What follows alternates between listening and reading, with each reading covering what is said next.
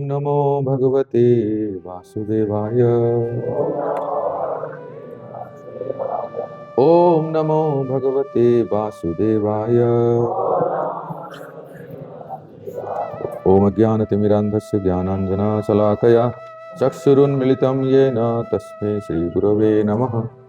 श्रीचैतन्यमनोभीष्टं स्थापितं येन भूतले स्वयं रूप कदा मह्यं ददाति स्वपदान्तिकं।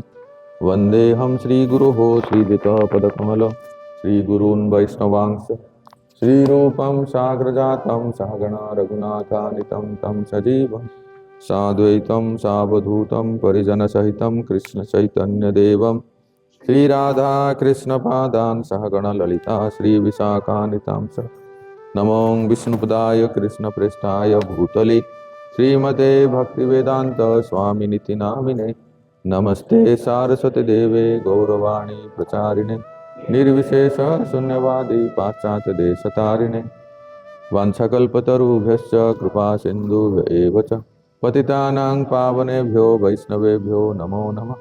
जय श्री कृष्ण चैतन्य प्रभु नित्यानंद हरे कृष्णा कृष्ण कृष्ण हरे हरे हरे राम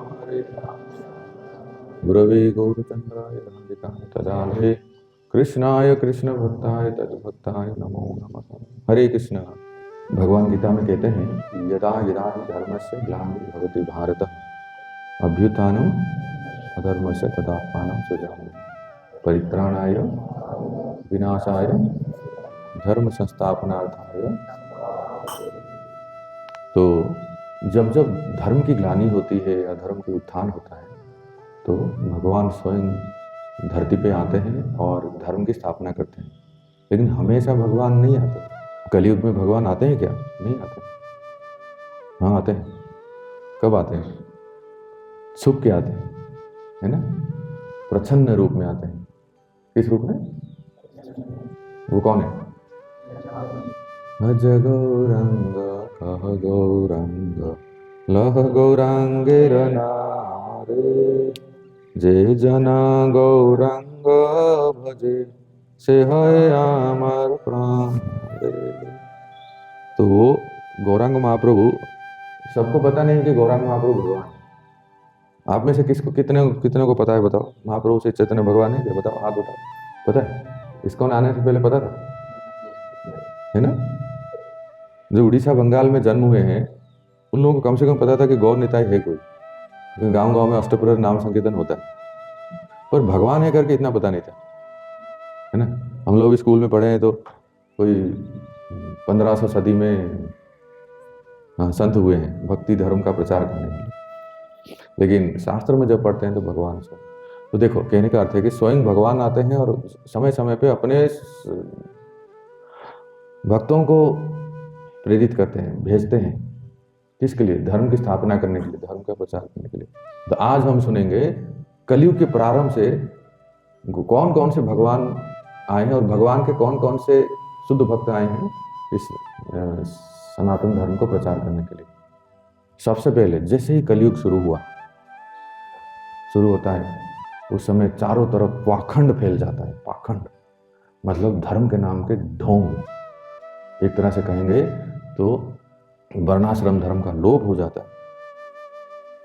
ब्राह्मण के कर्म नहीं करते हैं, क्षत्रिय के कर्म नहीं करते हैं, अर्थात अपने अपने वर्ण आश्रम धर्म के कार्यों को ढंग से नहीं करते। और स्पष्ट रूप में कहा जाए, शरीर के 4 हिस्से हैं, मस्तक, भुजाएं, पेट और पांव। ब्राह्मण, क्षत्रिय, वैश्य और शूद्र। ठीक है? तो जरा सोचिए, समाज में अगर ब्राह्मण वर्ग ही बिगड़ जाए, अर्थात शरीर में मस्तक ही बिगड़ जाए, तो उसको तो आगरा मेंटल हॉस्पिटल भेजना चाहिए। रांची में भी इनको एड्रेस के साथ पता है। तो कहने का अर्थ है कि मस्तक अगर काम नहीं किया तो शरीर साथ नहीं देगा। उसी प्रकार से समाज में ब्राह्मण वर्ग अगर अपने धर्म का पालन ना करें, धर्म का पालन ना करने का अर्थ क्या है? सुनिए, वेद में जो लिखा गया है, वेद में जो शास्त्रों में जो लिखा गया है उसका दुरुपयोग करना, ये है ब्राह्मण वर्ग का पतन होना, और कलयुग के प्रारंभ में ऐसा हुआ। छल से, कपट से ब्राह्मण जो है अपने धर्म का पालन नहीं किए, और जगह जगह पे unrestricted, are you getting, unrestricted, अनियंत्रित पशुवध होने लगे मांस भक्षण करने के लिए।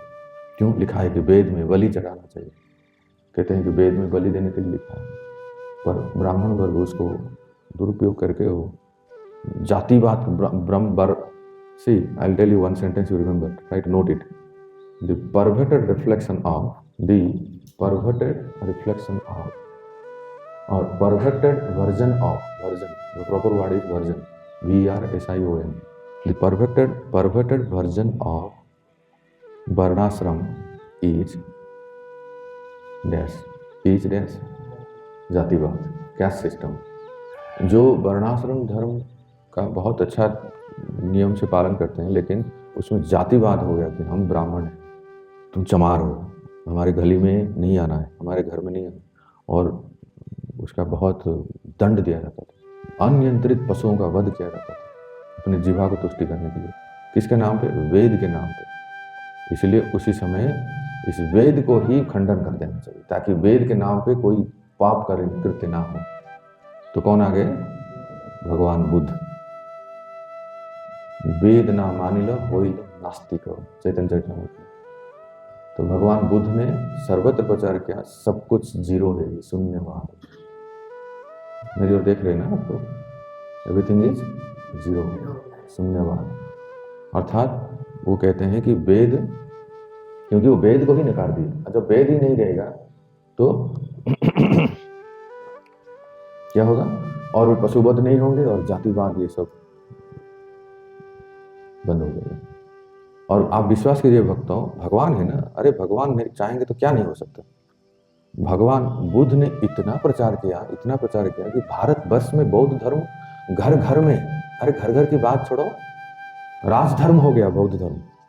याद आ रहा है सम्राट अशोक, पढ़े होंगे हिस्ट्री में, वो खुद ही बुद्ध बन गए, बौद्ध धर्म, और राजधर्म हो गया। अर्थात हमारे राष्ट्र में जो भी रहेगा इसको पालन करो। एक तो अच्छा हुआ कि पशुवध बंद हो गया और जातिवाद को रोक लग गई, पर एक बहुत बड़ा नुकसान हुआ, क्षति हुआ, वो है वेद ही संसार से, समाज से लुप्त हो गया, क्योंकि किसी को कोई वेद को माननी नहीं।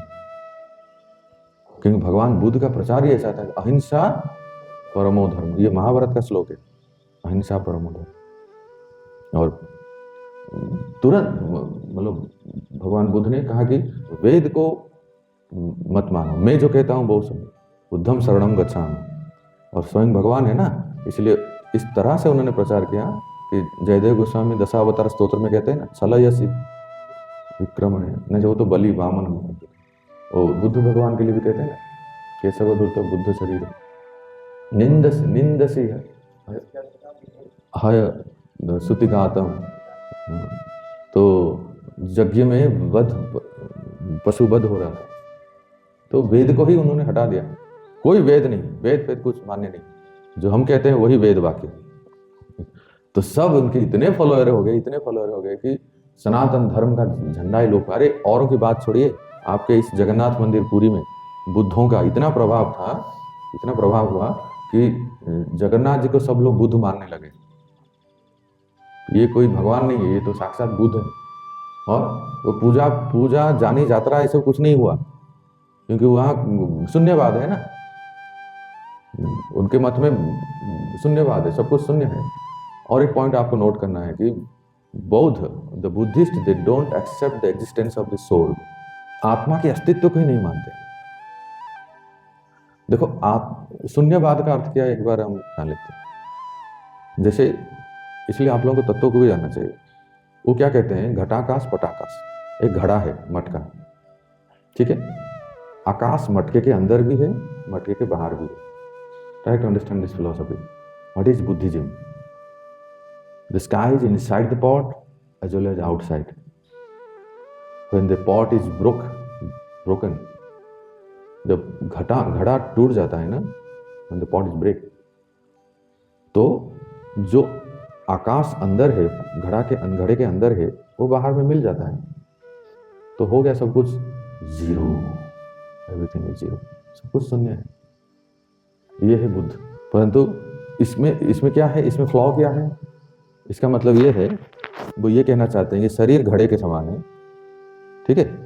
जिस समय शरीर का नाश हो जाता है तो पंच महाभूत में सब मिल जाता है। तो फिर आप क्यों कह रहे हो कि स्वर्ग है, नरक है, ये सब फालतू है, पाप पुण्य ये सब फालतू है? भाई कौन भोगेगा? कोई नहीं है, क्योंकि सब कुछ सुनने में मिल गया ना।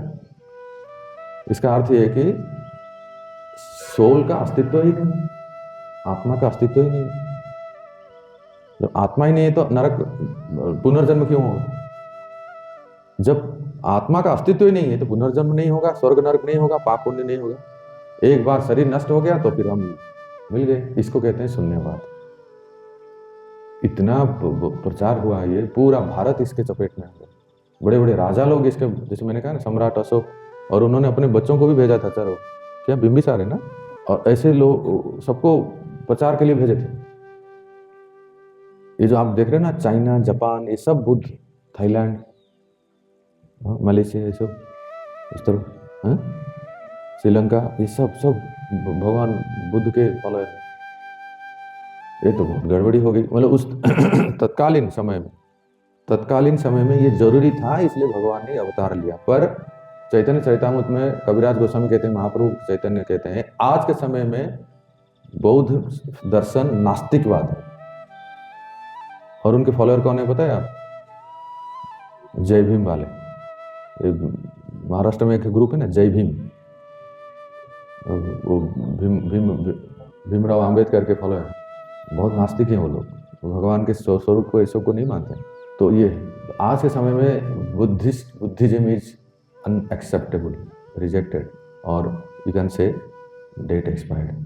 तब जब चारों तरफ नास्तिकवाद हो गया तो भगवान स्वयं धर्म की स्थापना करते हैं। तो उन्होंने सोचा कि अभी भाई सब मंदिर ही नहीं रहे, ये सब जगन्नाथ मंदिर, बद्रीनाथ, ये सब लुप्त हो गए। कोई पूजा पाठ नहीं हो रहा था, कोई घंटा घड़ी कुछ नहीं बज रहा था, आरती वारती कुछ नहीं। ये जो आप देख रहे हो ना, रथ यात्रा, ये सब बंद हो गया था। इतना प्रभाव था उनका। तो भगवान ने स्वयं सोचे, और भगवान कहे कि ये तो बहुत बड़ा है, अभी सनातन धर्म की ध्वजा को स्थापना करना है, वेद धर्म को स्थापना करना है, वेद को स्थापना करना है। तब उन्होंने शंकर जी से, भगवान का वार्तालाप है, लिखा है इसका पद्म पुराण। भगवान शंकर पार्वती जी से कहते हैं कि श्री हरि विष्णु ने मुझे कहा कि हे शंकर भगवान, आप धरती पे जाइए और पुनः वेद की स्थापना कीजिए, सनातन धर्म का झंडा लहराइए, सर्वत्र पूजा पाठ, मंदिर, जहाँ भी देवालय है वहाँ सब फिर से सनातन धर्म की पूजा, ये सब होना चाहिए। तो भगवान के आदेश से शंकर भगवान आते हैं, किस रूप में? आदि शंकराचार्य। आदि शंकराचार्य हमारे भारतवर्ष में सनातन धर्म को पुनः स्थापित करने के लिए उनका अवतार हुआ। इसलिए कम मत सोचिए उनको।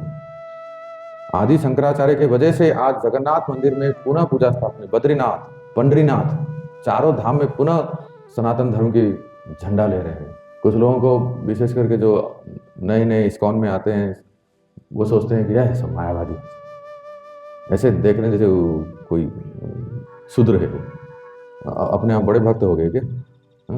आदि शंकराचार्य को ऐसे कहते हैं। उनके वजह से आज वो नास्तिकवाद का ऐसा, मतलब कहते हैं झाड़ू मार के निकाल दिया। शंकराचार्य ने बुद्धिस्ट को, बौद्ध धर्म को उनके ही मत को लेके इसी तरह से प्रचार किए कि सारे बौद्ध जो होते हैं, जो बुद्धिस्ट हैं, जो बौद्ध धर्म पालन करने वाले हैं, वो सब भारत से बाहर निकल गए। भारत से सीधा बाहर चाइना, जापान और श्रीलंका में चले गए। अभी तो है वो लोग, तो कहना नहीं चाहिए, वो लोग अभी वास्तव में बहुत ही, कहाँ बुद्धिस्ट जो है, भगवान बुद्ध कहते हैं अहिंसा परम धर्म, ऐसा कहते हैं ना भगवान बुद्ध का मत। आज के बुद्धिस्ट को देखिए, इस जो कलर के उनका वेश है ना, क्या वो मैरून कलर का है ना, उनका देखें, बुद्धिस्ट मॉन्क को देखें, उनका हेडक्वार्टर धर्मशाला हिमाचल में। हाँ, तो वो लोग अगर कभी आप ट्रेन में जाते हैं, सफ़र करते हैं, कोई ऐसे वो रहते हैं ना बुद्धिस्ट मंक, वो लोग सब खाते हैं, सब कुछ खाते हैं। भगवान बुद्ध ने कहा कि अहिंसा परमो धर्म। ये आज के लोग ना कुछ छोड़ते नहीं, उड़ते परिंदे भी खा लेते हैं जो भी उनको लोग वो ठीक से फॉलो नहीं करते। तो शून्यवाद का प्रताड़ित हो गया। आदि शंकराचार्य ने पुनः, आज जो हम आप बद्रीनाथ में जाएंगे तो पूजा होती है, जगन्नाथ धाम में पूजा, द्वारकानाथ, पंडरीनाथ, सभी मंदिरों में सब पूजा पाठ फिर से शुरू होने लगे। और आदि शंकराचार्य ने सबके अष्टकम लिखे। भुजे सबे वेणु शिरसि शिखी पूजं कटितटे दुकूल नेत्रान्ते सहचारि कटाक्षं विदधते सदा श्रीमद् वृंदावन वसति लीला परिचायो जगन्नाथ स्वामी नयनागामी भवतु मे। ये आदि शंकराचार्य के द्वारा रचित है, श्री चैतन्य महाप्रभु ने जिसको गाया है। इसलिए आपको पता होना चाहिए आदि शंकराचार्य कवर्ड वैष्णव थे, कवर्ड वैष्णव थे। वो ऊपर से मायावाद थे पर वैष्णव थे। इसलिए तो वो जगन्नाथ अष्टकम में लिख रहे हैं कि जगन्नाथ कौन है? जिनके हाथ में भुजे सबे वेणु, जिनके हाथ में वेणु है, शिरसि शिखी पुच्छम कटि तटे, जिनके सिर पे मोर पंख है ना। देखो मोर पंख है कि नहीं, जगन्नाथ जी को एक वेणु भी दे देना चाहिए सही में आदि शंकराचार्य तो यही लिखे हैं ना कि कोई कहते हैं कि जगन्नाथ विष्णु है, कोई कहता है जगन्नाथ और क्या क्या, कल हम चर्चा कर रहे थे ना, और हाँ? और कुछ कहते हैं, पर हमारे लिए जगन्नाथ श्री कृष्ण है। तो चैतन्य महाप्रभु जगन्नाथ को श्री कृष्ण के स्वरूप में साक्षात, इसलिए ये प्रमाण है। जगन्नाथ श्री कृष्ण क्या प्रमाण है? ये श्लोक जगन्नाथ अष्टकम का। भुजे सर्वे वेणु शिरसि शिखी पुच्छम कटि तटे दुकुल नेत्रांतम सहचारिन कटाक्षम, अपनी कटाक्ष से सबको घायल कर देते हैं, सब लोग मूर्छित हो जाते हैं। इतना सुंदर चितवन है।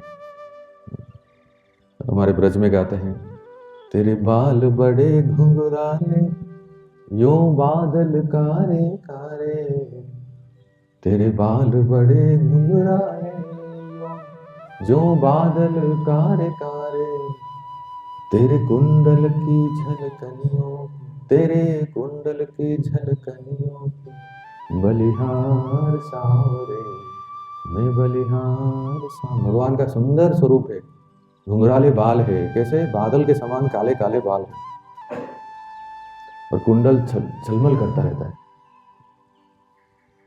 और मुस्कान कैसे, तेरे मंद मंद मुस्कानियों पे बलिहार सावरे, मैं बलिहार।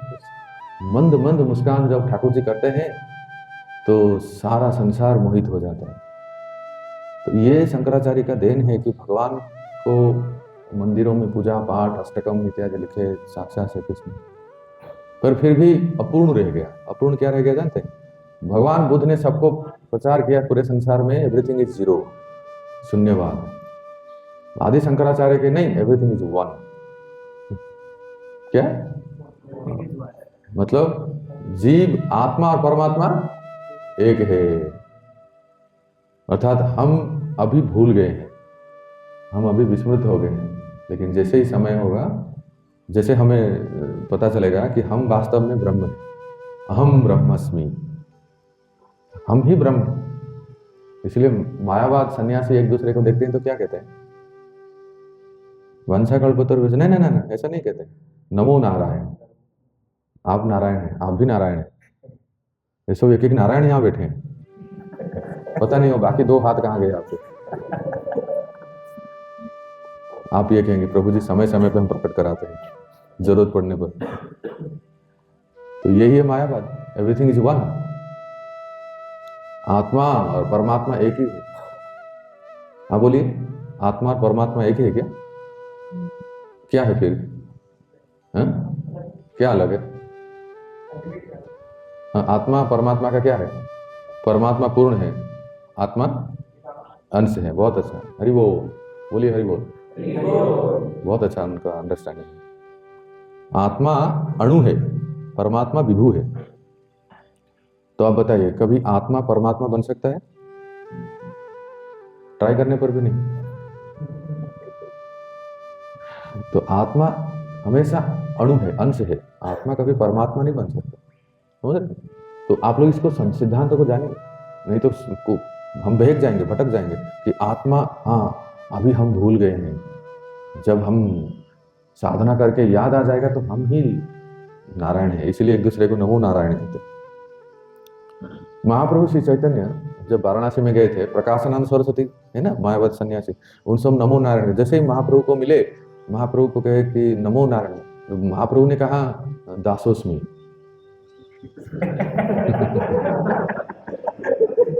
तो ये जितने सन्यासी थे बोले ये क्या है, ये भी तो एक सन्यासी है, ये हमें नमो नारायण नहीं कहता है, ये कहता है मैं दास हूँ, दासोस्मी।